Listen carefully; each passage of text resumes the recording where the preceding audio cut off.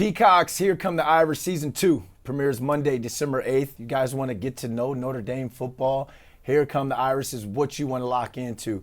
Binge watching worthy, if I do say so myself, because I got a little sneak peek. You see the man right here in studio. We have Notre Dame head football coach, a leader of men, Marcus Freeman. Coach, appreciate you coming in, man. Absolutely. You're not growing any grays or nothing like that, man. There's some gray. Don't get too close. There's some grays in there, man. But yeah, it's amazing, man. All right, so let's talk about Here Come the Irish. Back in our day, I'm 41 years old. It was considered a distraction to let cameras in-house.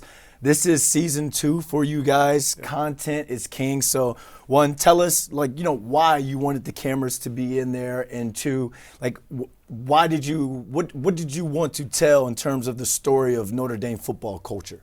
Yeah, I don't know if I was on the bandwagon to get the cameras. Okay, all right. It was, brought to my attention by some of our administration and our creative team, and this was last year. And, when we came up with the idea and they said it wasn't going to be shown until after the regular season. Okay. I was like, okay, because what I didn't want it to happen was our guys try to be characters.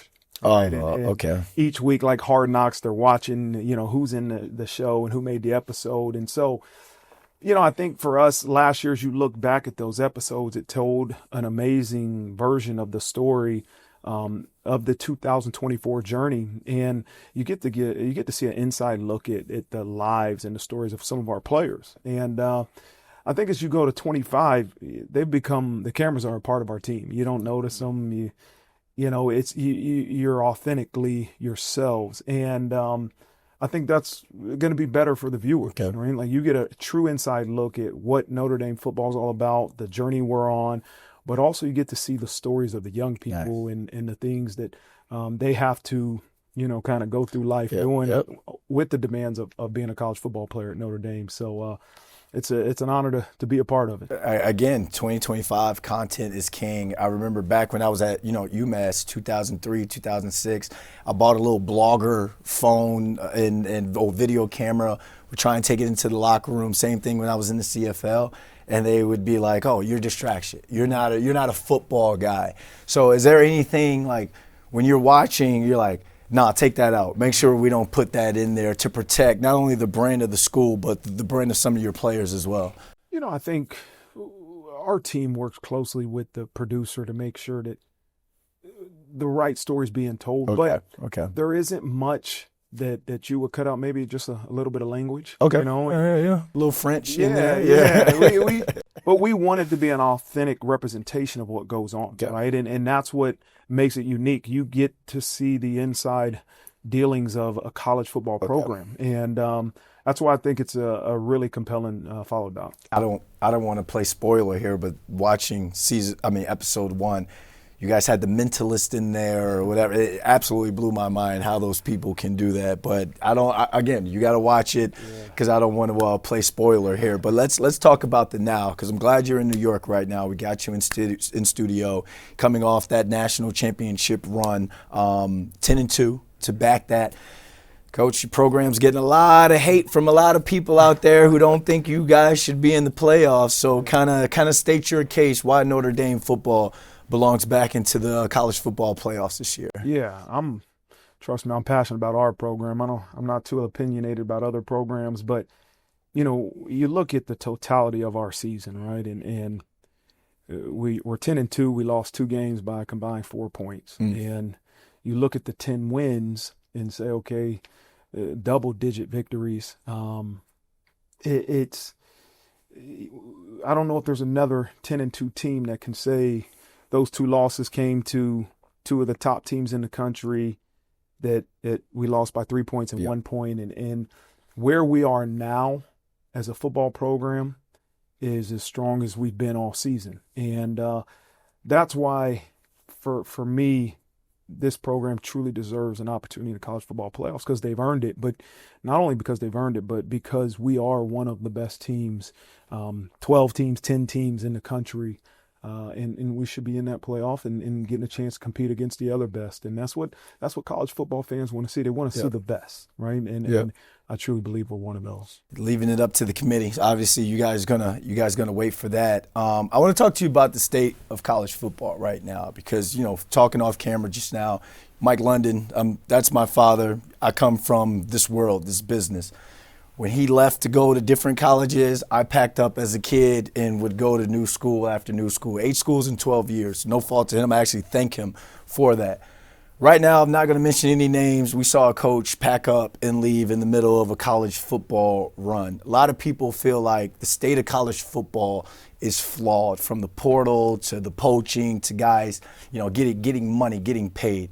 Well, what do you feel about the state of college football? And if it is flawed, how do you and other big-name coaches come together and, I guess, fix it?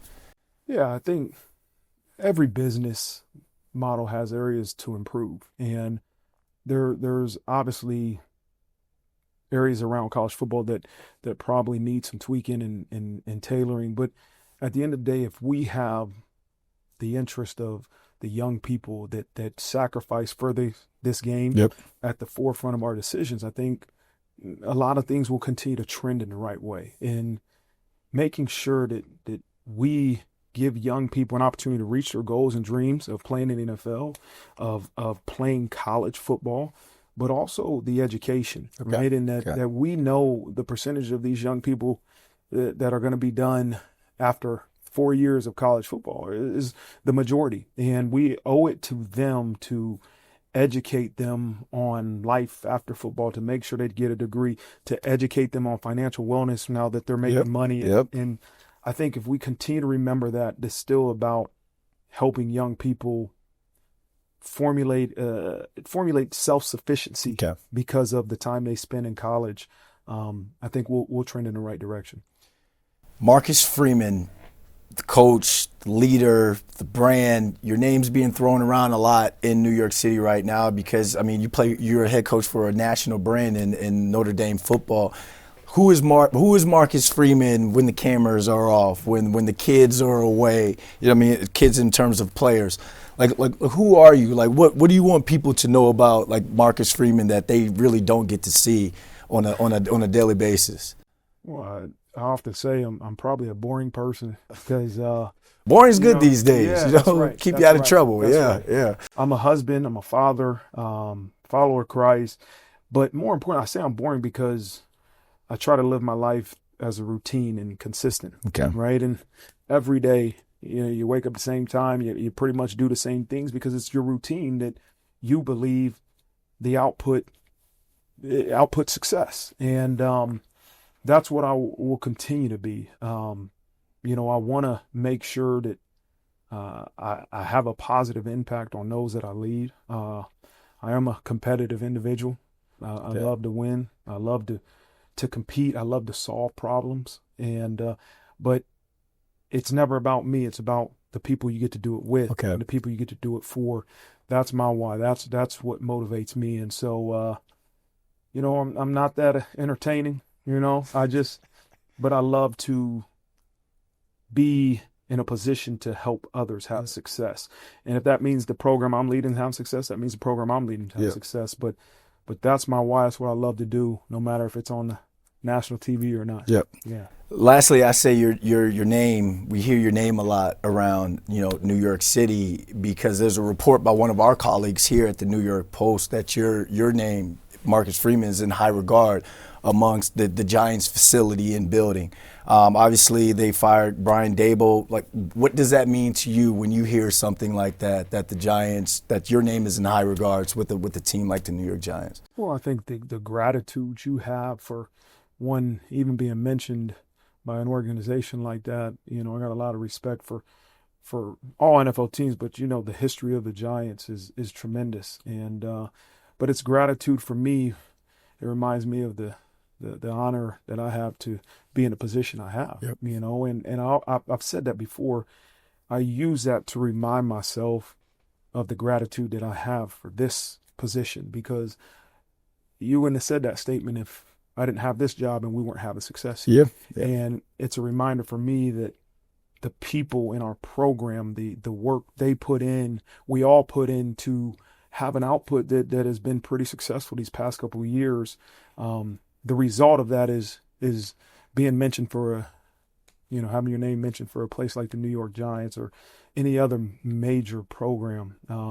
It's humbling, but I always use as a reminder to be grateful for what I have, because if you're not grateful for it, I often say you're going to lose it. Yeah, my dad used to say all the time, like he would always reference how Julius Caesar had someone follow behind him all the time. Mm-hmm. And while the city, everyone's praising Julius Caesar, the empire, the conqueror, the person behind them would whisper, "You're only a man. You're still a man," to keep them grounded and keep them humble. So, Coach, appreciate you coming in. Make sure you guys go check out Peacock's Here Come the Irish. The 6-episode season streams new episodes every Monday. That starts December 8th.